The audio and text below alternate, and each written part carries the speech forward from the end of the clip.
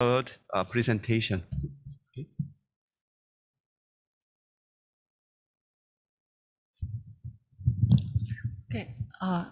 Okay, can you hear me? Okay. So thank you, Professor Yoon, introducing me. And actually, I worked and studied in Singapore. So while I listening to Mina Roche and Dr. Lee Kyun-yee's presentation, I felt like being replaced to Southeast Asia. So today's my topic is.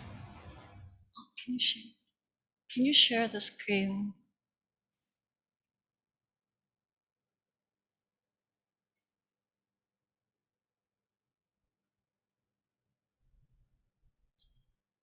There's a front page. Okay.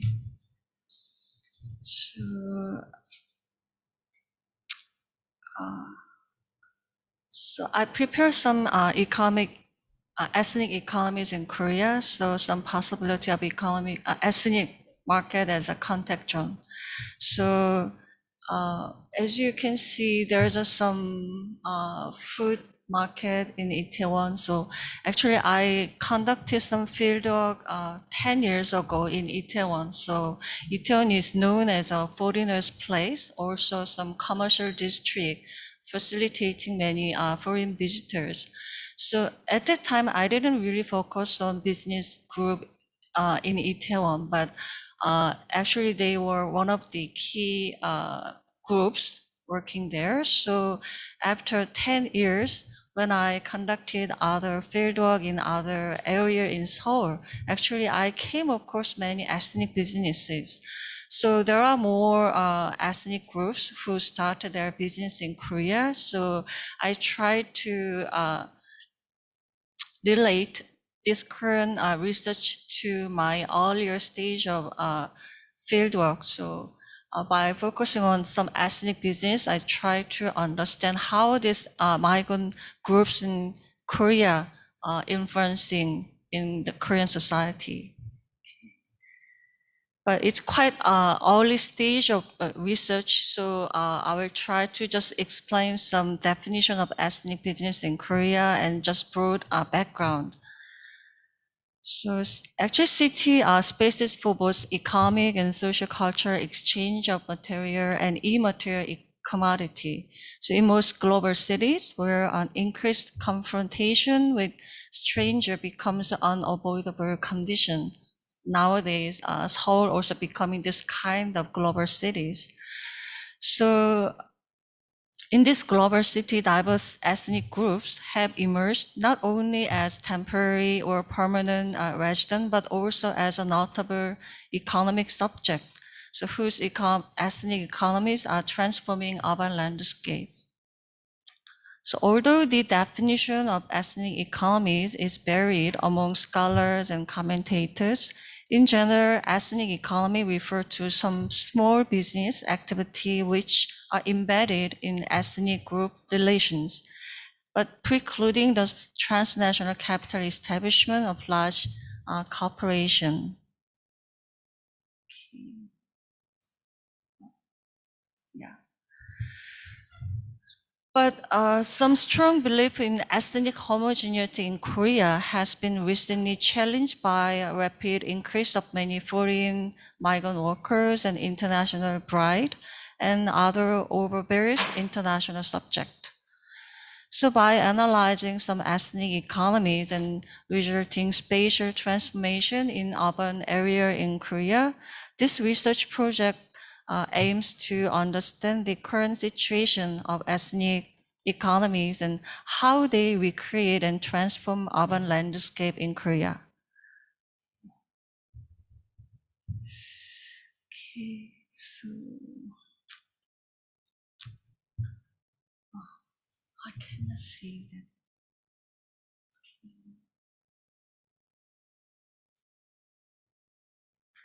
So if you go back to the definition of ethnic economies, actually there are so many multiple different meanings, but here I just focus on by depending on this list definition. So ethnic economy just refer to small business activities.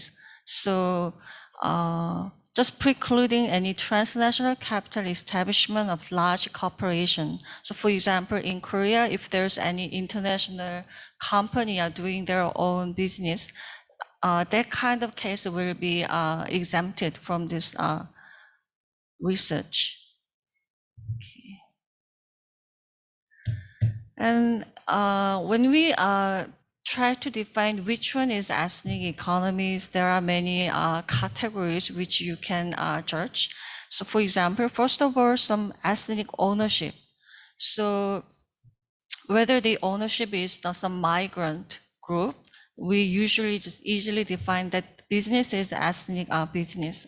And secondly, if they hire more their own co-ethnic groups rather than hosting society's member, so kind of self-employed.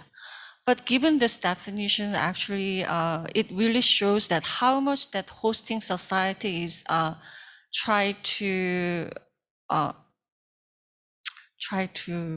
alienating the ethnic groups. In that case, they cannot dream of social mobility within the hosting society. In that case, they try to pursue more ethnic businesses. So the ethnic ownership does not always interpret as a positive effect.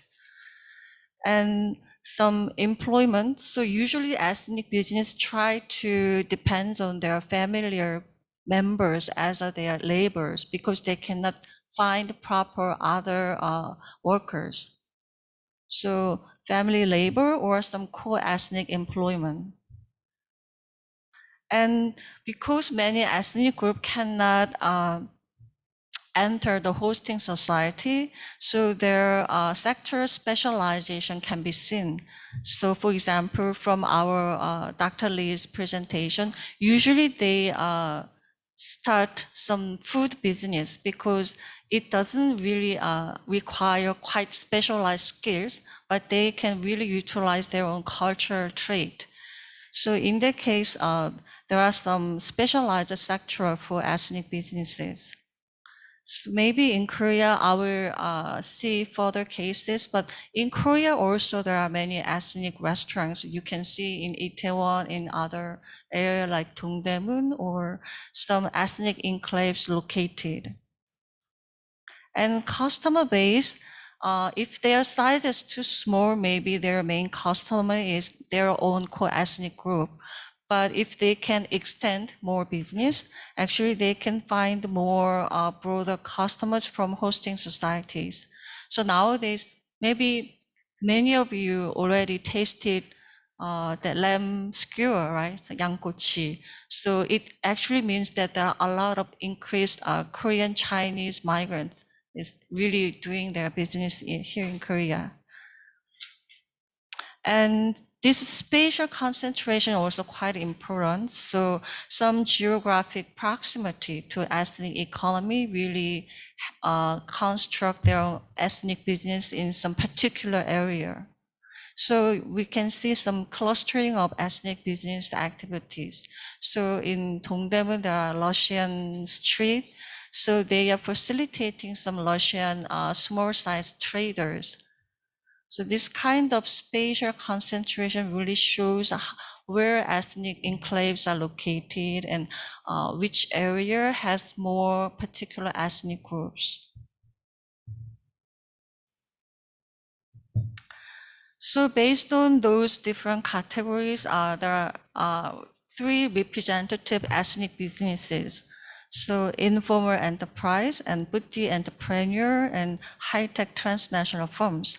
Actually, it's suggested by Porte and Martinez research in 1998, but it can be generalized into other society. But here in Korea, rather than high-tech transnational firms, actually given my interview, I couldn't find any entrepreneurs which are managing this kind of high-tech transnational firms. But in the US, for example, there are many Indian intellectuals who really launched their high-tech company in Silicon Valley. So it's based on some American cases. But in Korea, we also have some Indian intellectuals or professionals. They usually work in the Gangnam area as a programmer and then just as employees rather than entrepreneurs. So here in Korea, some informal enterprise, it's kind of some migrant group with less resource. So they are lowest skill level have, and usually they are daily laborers. So it's a kind of more about freelancer type of working. So many of undocumented immigrant or ineligible for legal protection. So they can be said quite vulnerable group. So which can be exploited by their own ethnic businesses. So when I interviewed some restaurant servers in Itaewon, actually many of them were undocumented labor, so they were reluctant to be interviewed by me.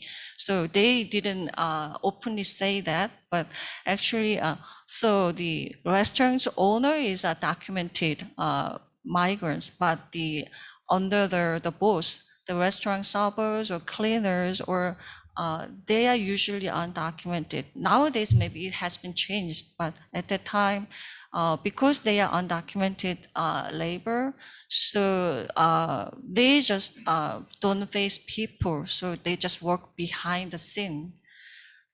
And some domestic workers. But here in Korea, there's officially no legal basis which can hire international domestic workers, because in that case there can be in surge of many migrant workers. So the Korean government worrying about it.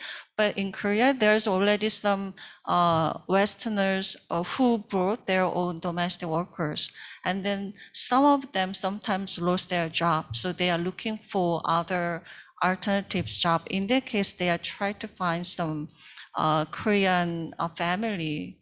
So in that case, they are also kind of freelancer, but undocumented workers. So usually most representative ethnic business in Korea will belong to this boutique entrepreneur. So they are servicing their own core ethnic community, and sometimes they extend their business, and then but they still highly dependent on cohesive ethnic group, and sometimes other Korean customers too. And then actually many of them, even though they are located in Korea to do their business, they actually utilize their transnational connectivities. So to hire their employees and sometimes to provide some marketable goods like some food ingredient and some souvenir. So there are some small sized traders also belong to this kind of category. Okay. But for many Koreans, the most visible effects of ethnic business will be some spatial establishment. So space is also quite important element when we see or analyze ethnic economies.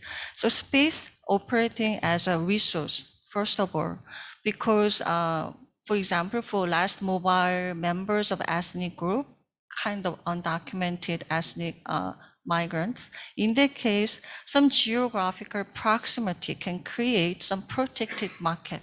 So for like, where is that? That there are many Korean Chinese ethnic enclaves in Ansan, right, in Korea. So in that case, there are some undocumented or who can speak Korean fluently, and then some language barrier really spatially prohibit their activities in Korea. So in that case, less mobile members stick to their own ethnic businesses to buy grocery or to eat. So in that case, this kind of space can operating as a resource for themselves. But for many Koreans, it's more about some ethnic landscape. So easily, if you walk down the street, if you face some strange signboard or some language you cannot read, actually you can sense that there are some ethnic businesses. So some clustering of ethnic business is sometimes they develop into shopping malls or some particular districts. So maybe Itaewon or Ansan can be defined as some ethnic district. Right? So they are occupying one or several alleys with their own ethnic businesses. So this kind of ethnic landscape creating quite strange or sometimes exotic landscape in hosting society. In that case, even though it can be attractive for many visitors, but at the same time, because it's not understandable for hosting society, it can also create some tension or ethnic conflict. So usually cultural studies analyze some symbols or signage or language or landmark or sometimes smell or sounds and some mixed sensorial atmosphere itself.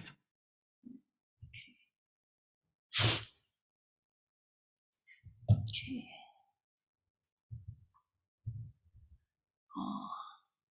I think it's better to see Itaewon's case first. So because many of audience are Koreans, I'm sure many of you already been to Itaewon, but just briefly introduce the Itaewon's historical and spatial context. Actually, it was a kind of military camp town because it's quite close to US Army bases. But nowadays, since the 1990s, when Korea government opened their door to many migrant workers, Itaewon also has become face many international migrant workers. So that transition from military camp town to more multicultural district has been conducted. So during Itaewon's early phase, it was more about mediated foreignness was being traded. So for example, so many American soldiers, personnel really went to there to enjoy their own culture, but that American culture in pub or sports club actually owned by Koreans, not Americans. So it was like Korean owners tried to mimic or try to copy American culture and facilitating American soldiers. So at that time, it was kind of mediated foreignness. So it's not real ethnic business, but for many Koreans, it looks like ethnic businesses at the time. But now there are more authentic multicultural element has been introduced because there are real migrant workers or other many foreigners with different background. So, but we need to distinguish some ordinary migrant workers from these ethnic entrepreneurs in Itaewon, because usually more than 60 or 70% of migrant workers in Korea, actually they're located in Gyeonggi province or other rural area, because inside Seoul, there are not many factories or their workplace. So residential area is just close to their workplace. So they just usually work and live in rural area or just outskirts of Seoul, the Gyeonggi province. But weekly they visit Itaewon, so as a customer. And then who is the owner of ethnic business in Itaewon? Actually, they are more transnational migrant. So after visiting Korea several times, so rather than being work as a factory employees, they just after accumulating some money. So and then after some accumulating knowledge of a Korean society and after marriage with Korean partner, so they was able to begin their own business. So they try to differentiate themselves from other migrant workers. So here the ethnic entrepreneurs in Itaewon, it's almost like a co-ownership with Korean partners. So maybe it's similar with the previous phase. So because in Korea, the language barrier is quite high and some administration to launch their business is too complicated for many foreigners, even though they can speak some Korean. So in that case, there are so many couples between Korean woman and some foreign husband, so they can start their own business. So it's not solely owned by some ethnic group. It's more about co-ownership with Korean and foreigners. But their employment is more loose co-ethnic networking. So interestingly, actually, a majority of migrant workers from Southeast Asia is a Pakistani. But when they open their restaurant, rather than promoting their restaurant as a Pakistani food, actually it's much better like selling Indian food, right? So even consider the political conflict between Pakistan and India, still many Pakistani try to utilize the image of India. So, and then once they can communicate with some Southeast Asian migrant workers, regardless of nationality, they just hire their own co-ethnic groups. So it's more about depending on same ethnicity exactly, but it's more about language and religion, and it's quite loose co-ethnic network. And then customers. So it also depends on their location. So if their location is along the main street, they also can have many Korean customers. But near the central mosque, many Korean doesn't willingly visit those small size restaurants. So in that case, their customer is their own co-ethnic people. And then spatial concentration. So as I explained, Itaewon is too expensive for many migrant workers. So they just randomly visit. So in that case, those ethnic business, it just located in Itaewon not because of residential area, just because it's quite central and it has been all the time foreigners' place. So they found some market in Itaewon, so they can have both Korean and their own co-ethnic people as customers. So it's more about depending on market possibility rather than proximity to their own ethnic enclave. Okay. So, okay, need to go back. So compared to Itaewon, I just started one or two interview in Dongdaemun. So specifically, it's called the Changshindong area, so just next to Dongdaemun. So interestingly, there are many Nepalese business, but as I know, there are not Nepalese ethnic enclaves located in this neighborhood, but somehow there are some quite pioneering Nepalese businessman. So he started his restaurant here, and then because his restaurant was so popular at that time, maybe 20 years ago, right? So it's quite early. So because of him, there are more Nepalese or Indian or Pakistan restaurant has begun. So I just interview the owner of this Nepalese restaurant. Okay, so yeah, so he came to Korea in 1999. So it just first phase of migrant workers incoming in Korea, but even at that time, he came to Korea as a businessman. So as an international trader between Nepal and Korea, so he was an employee of some international company at that time, but he found some business opportunity in Korea, and he's really fluent in Korean speaking. So now he started this restaurant. So actually, if you like climbing, you know that in Nepal, there are many Korean climbers. Which mountain in Nepal? Is it Himalaya? Right. So actually, he's managing some particular brand, like Black Yak is a kind of sports brand, right, for many mountain climbers. So he's managing several that particular brand shop in Nepal and in Korea. So, but he wanted to start this Nepalese restaurant, so he had to give up his company because as a foreigner, he wasn't allowed to start his own business while he was an employee of some company. So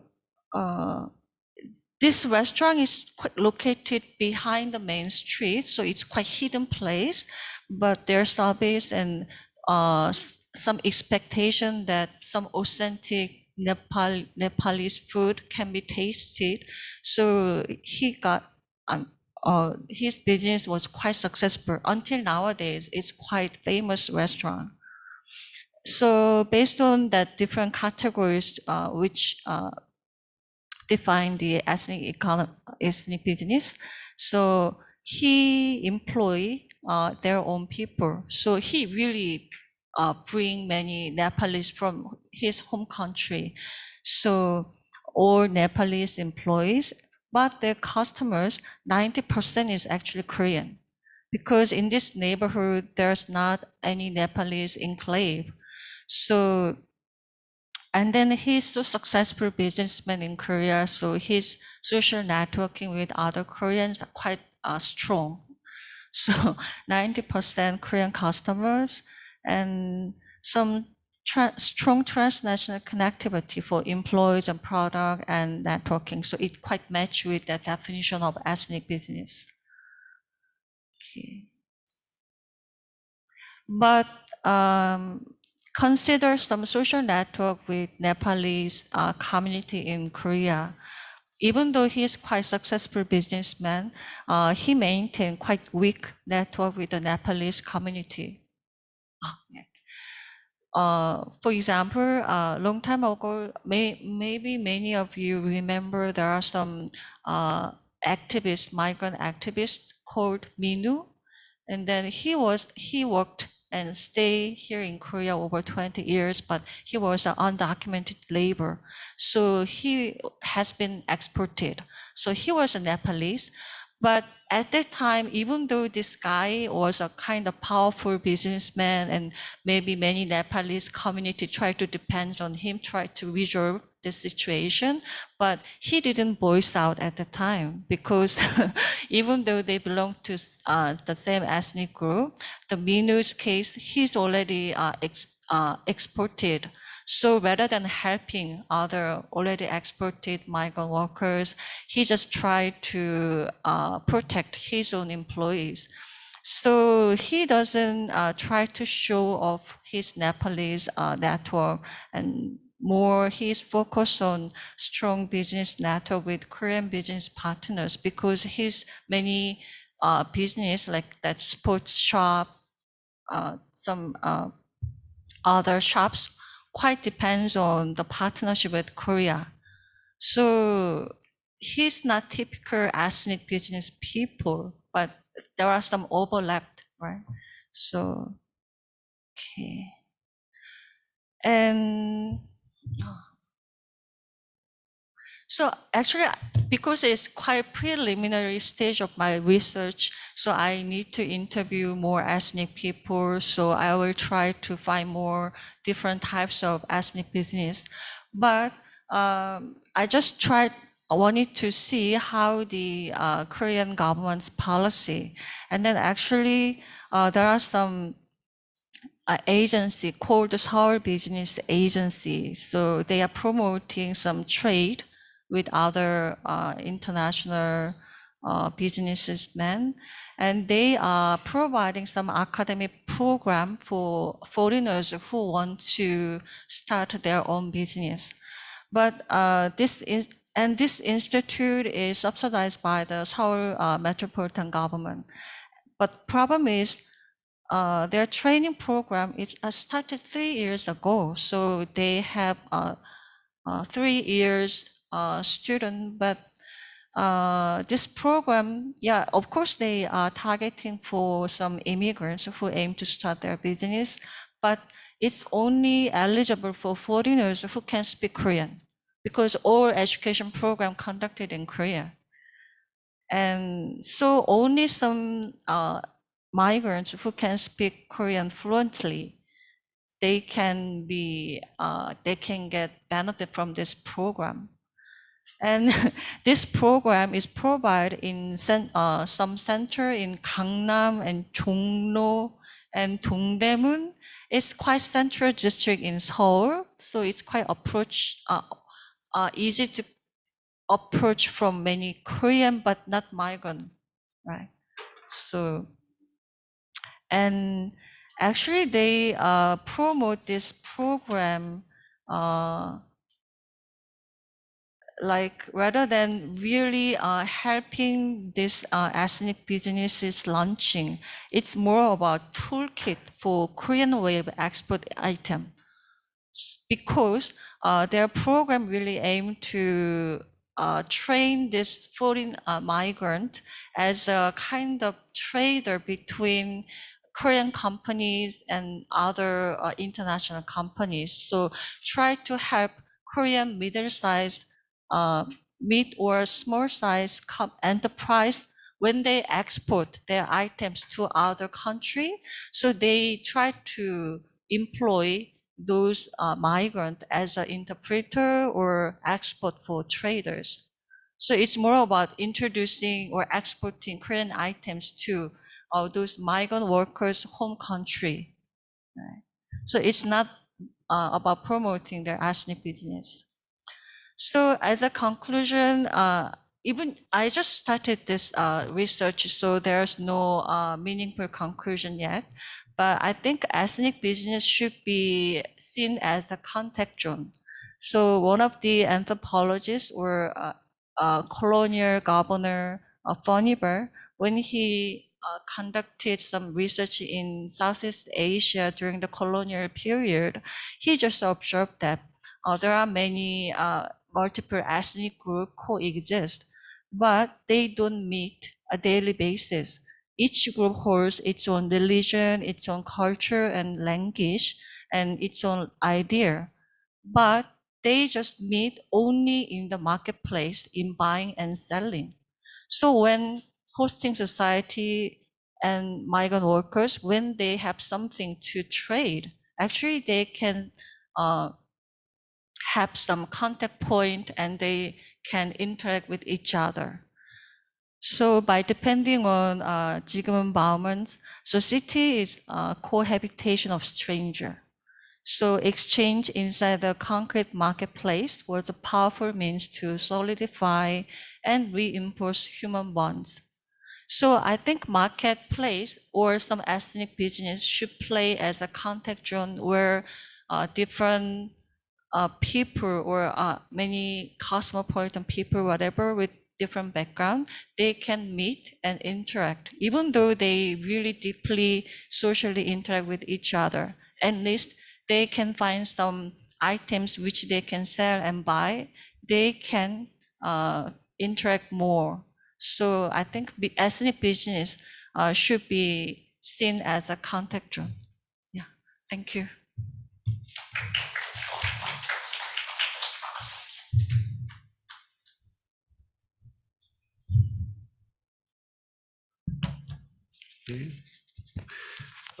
Dr. Kim's study is an exploratory research on ethnic entrepreneurialism in Korea. She introduced the definition and characteristics of ethnic business and applied them to the Korean case of ethnic business. Okay, then we have about